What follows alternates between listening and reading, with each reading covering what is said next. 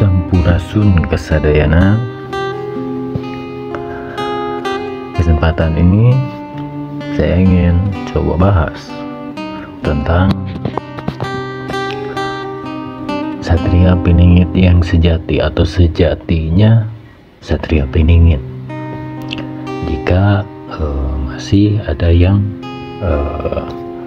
kurang paham di pembahasan sebelumnya, yaitu tentang konsep Satria Piningit dan tentang pandangan bahwa Satria Piningit itu sosok, saya akan buat konten ini yang bagian kedua tentang pembahasan sejatinya Satria Piningit atau Satria Piningit yang sejati. Tonton atau simak pembahasan ini sampai selesai agar bisa memahami isi konten ini. Dan jika teman-teman yang suka atau merasa terbantu atau merasa senang atau merasa mendapatkan jawaban di setiap konten saya, bantu channel saya agar lebih berkembang dan saya lebih bersemangat juga untuk membahas sesuatu yang lebih mendalam untuk bekal kehidupan kita masing-masing. Ditonton saja.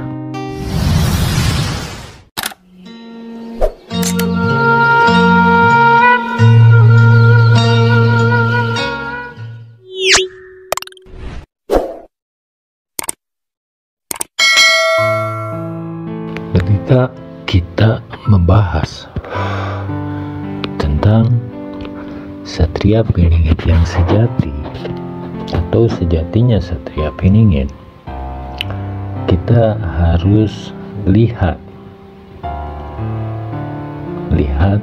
siapa.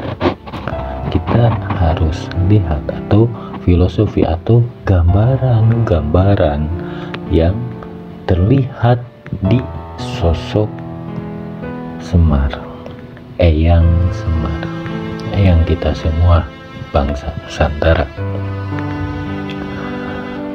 Beliau Semar di dalam sosoknya itu gambaran.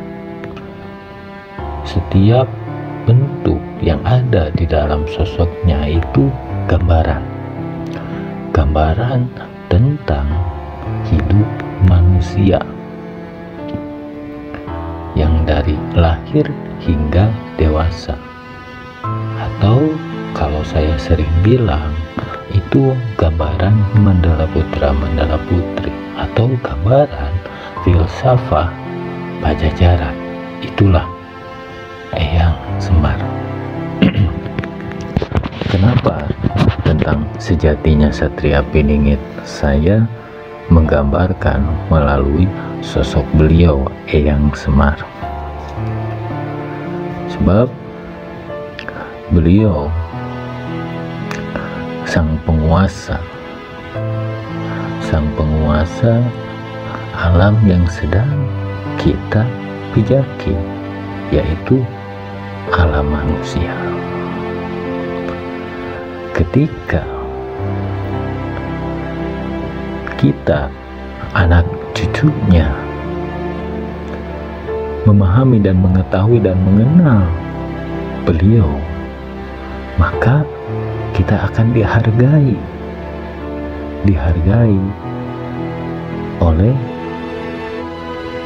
makhluk yang bisa dibilang tak kasat mata. Karena kalau sesama manusia, tidak semua manusia itu bisa tahu. Tapi ketika makhluk tak kasat mata melihat percikan-percikan energi yang diberikan oleh beliau pada kita anak cucunya, mereka akan menghargai kita.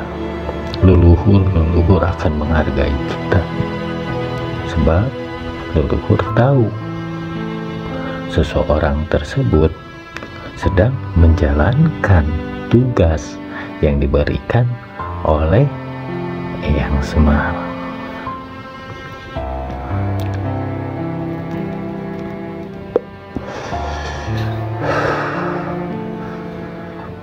Tugas yang seperti apa?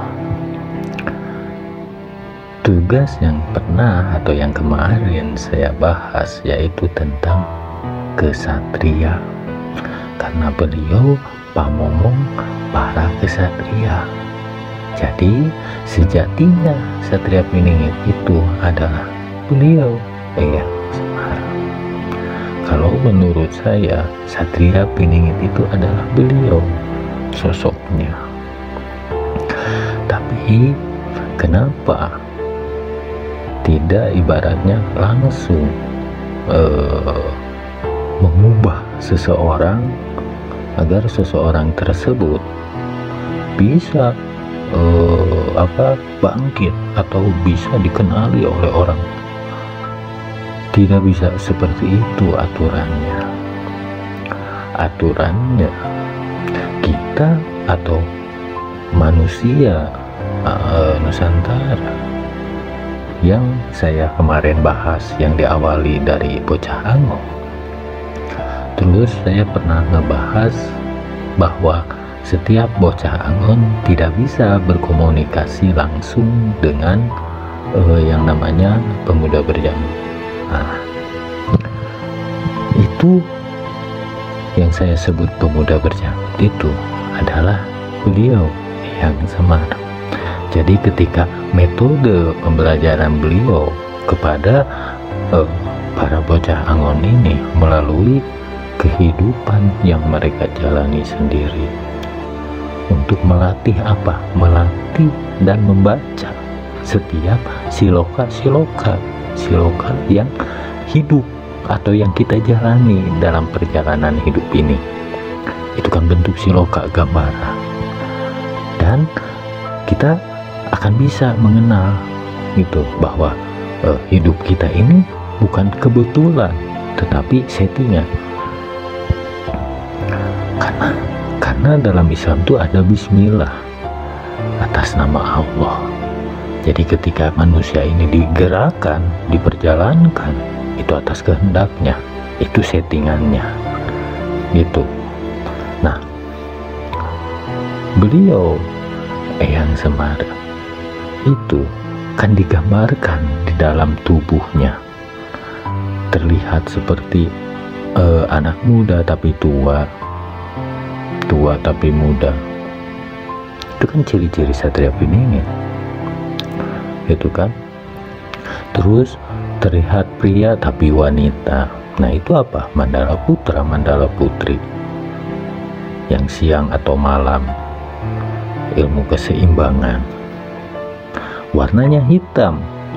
Warna hitam itu kan elemen bumi, tanah. Ketika tanah, elemen tanah itu berarti kalau di dalam kehidupan ini yaitu manusia, karena manusia katanya tercipta dari tanah. Nah, ketika mempelajari sosok tersebut, Eyang Semar, kita akan tahu bahwa ketika beliau berkehendak memilih seseorang atau memilih anak cucunya yang bangsa Nusantara ini, mungkin tidak sedikit teman-teman subscriber yang merasakan bahwa ketika kita membaca sesuatu atau memahami sesuatu hal, kita kan tidak belajar, tidak dikasih tahu, tapi dengan sendirinya kita ini bisa membaca dan merasakan. Atau ada yang bahasan saya ini, contohnya ada bahasan saya, terus teman-teman tuh ngerasa nyambung, terus ngerasa sinkron, terus ngerasa ada benar. Jadi teman-teman bisa masuk ke pembahasan saya dan bisa membaca arah tujuannya. Nah, itu kan terjadi dengan sendirinya. Nah, ketika beliau berkehendak ingin merubah seseorang agar seseorang ini menjadi kesatria, itu beliau akan memberikan yang disebut di awal tadi, energi atau sinar cahaya. Jadi ketika kesatria ini pilihannya, maka akan dihargai oleh makhluk yang tak kasat mata. Makanya dalam Jaka Jayabaya atau Jaka Jayabaya kalau nggak salah, Satria Piningit pasukannya bisa iblis atau setan jadi pasukan Satria Piningit, kan seperti itu kan, itu siloka. Kenapa bisa seperti itu? Karena menghargai yang tadi saya bilang, orang yang benar-benar menjalankan sebagai terah atau yang diberikan terah oleh beliau Eyang Semar untuk anak cucunya dan dijalankan oleh anak cucunya, maka percikan-percikan energi beliau itu akan melindungi anak cucunya yang menjalankan terahnya beliau. Seperti yang pernah saya bahas, yaitu tentang nama asli Satria Piningit. Begitu. Nah, dalam pembahasan ini mungkin kita akan tahu, jadi Eyang Semar ini atau Kiai Semar ini, kan ada juga yang bilang Kiai, Ki Lurah, gitu kan. Nah, disebut Kiai berarti kan memiliki murid, gitu kan. Tidak satu dua orang, banyak pilihannya. Dan tujuan beliau ini untuk memakmurkan kembali bangsa Nusantara, mendirikan kembali yang namanya mercusuar dunia, agar negara-negara lain itu bercermin pada kita, gitu. Beliau ini mendidik yang disebut bocah Angon agar bisa menjadi seorang kesatria. Setelah jadi seorang kesatria, yaitu menjadi, kalau dalam Uga Wangsi Siliwangi, pemuda berjauh. Kalau dalam bahasa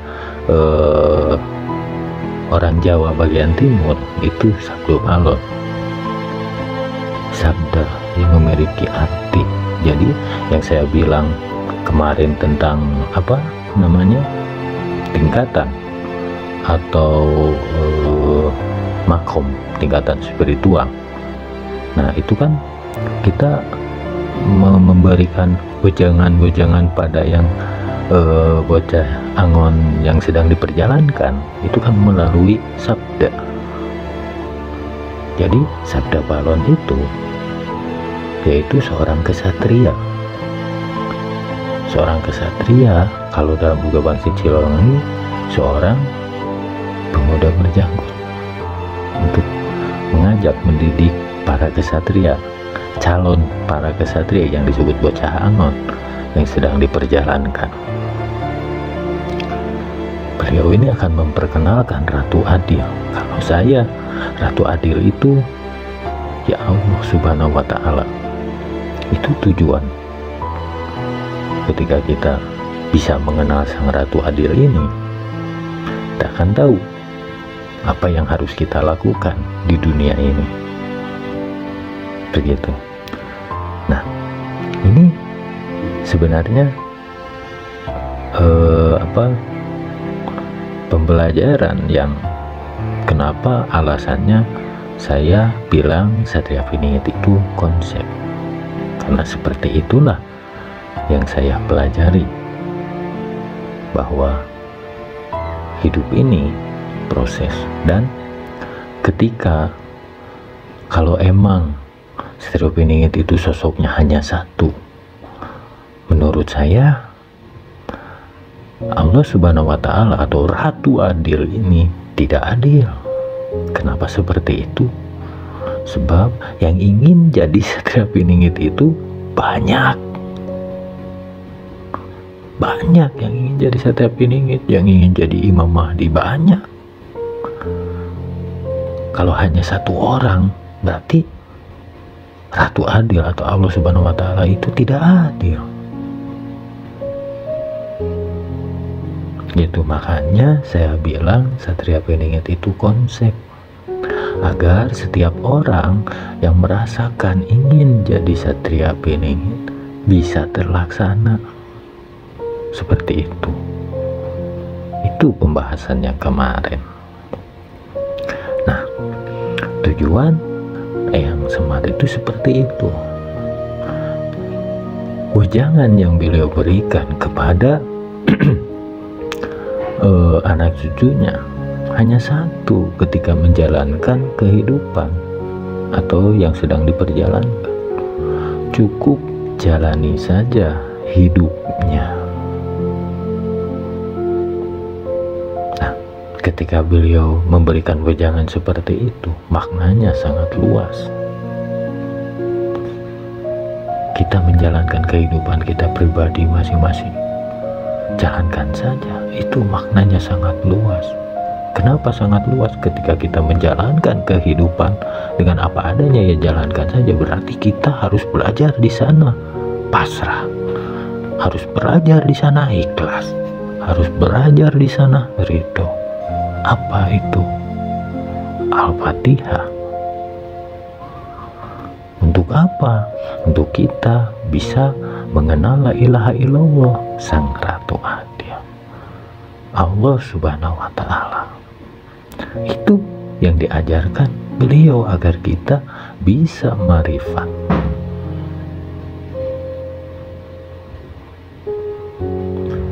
Coba dipahami pembahasan kali ini. Mungkin ada yang ngalamin seperti yang saya jelaskan barusan.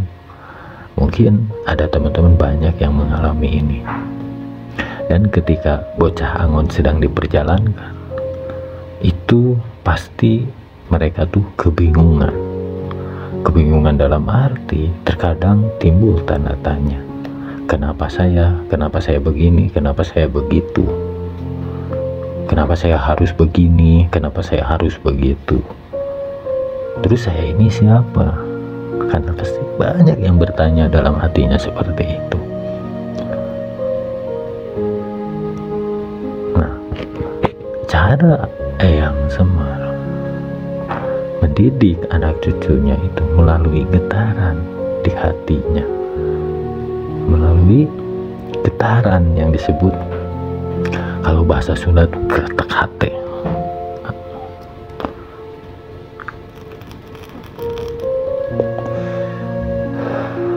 Ketika kita membahas Eyang Semar, kita akan membahas lebih mendekati pada Tuhan. Jadi kalau saya membahas Eyang Semar, sensitif sifatnya, sebab beliau itu serba-serbi kehidupan yang harus dijalankan oleh manusia. Beliau itu kitab dan mengajarkan pada anak cucu bangsa Nusantara ini agar bisa membaca kitab diri. Jadi kehidupannya itu adalah kitabnya, kitab sucinya.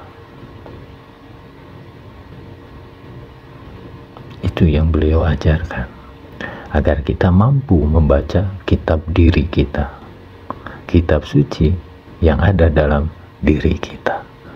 Sekian pembahasan kali ini. Wassalamualaikum warahmatullahi wabarakatuh.